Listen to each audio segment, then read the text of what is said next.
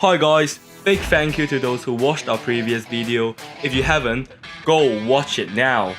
So today, we will be talking about Spurs defending.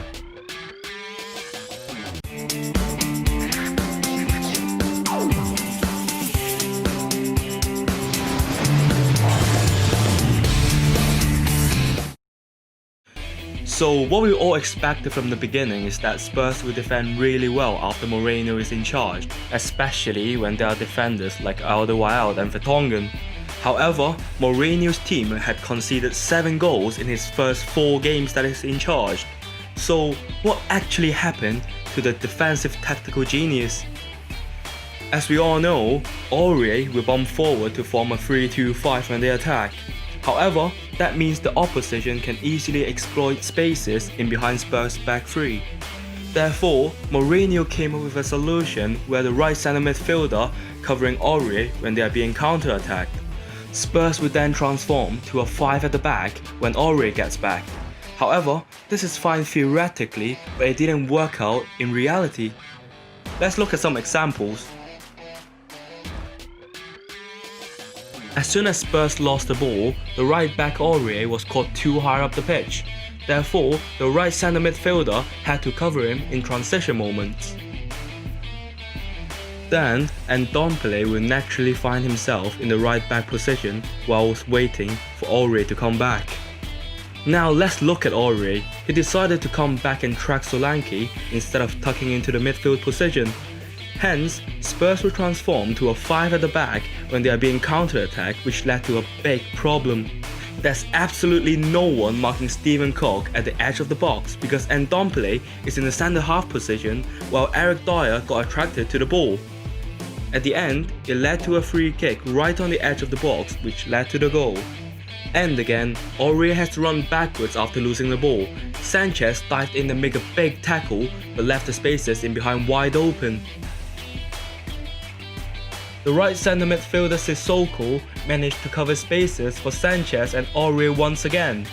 However, an other ball in behind down the flank dragged the left centre back Alderweireld out of position, despite Spurs still managed to hold a tight back 4. But then, Sissoko is out of position in this situation that again left the edge of the box way too free, especially when the Spurs defenders are dropping so deep. The issue about Spurs defending is that there's only gonna be one midfielder defending the edge of the box, which is highly likely to be outnumbered. To make it worse, the Spurs defenders do not step forward to kill the spaces in the middle but drop even deeper, which can easily allow shots on the edge. Once again, you can see the Spurs defensive line are dropping way too deep, where there are 6 players holding the defensive line together. Wings spotted the issue quickly and defended the edge of the box. However, he got dribbled past easily and the Spurs back 6 are still dropping deep but not stepping up. Then Dele Alli got beaten at the edge of the box as he was outnumbered in the middle.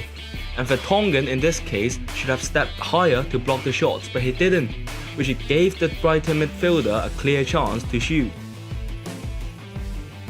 In this case, Aurier dived into the tackle and Wings covered spaces for him again.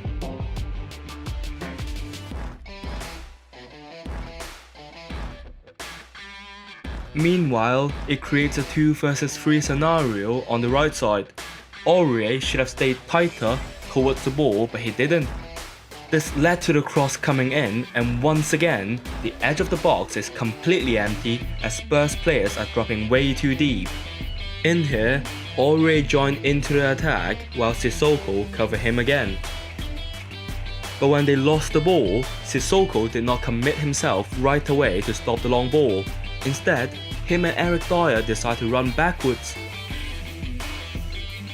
Same again, Spurs defenders are not staying high up the pitch to defend but decide to drop. Sissoko and Dyer are so unorganized that they do not know who and where to defend but left the middle empty again. At the end, Spurs defenders were just dropping too deep that they allowed the shot.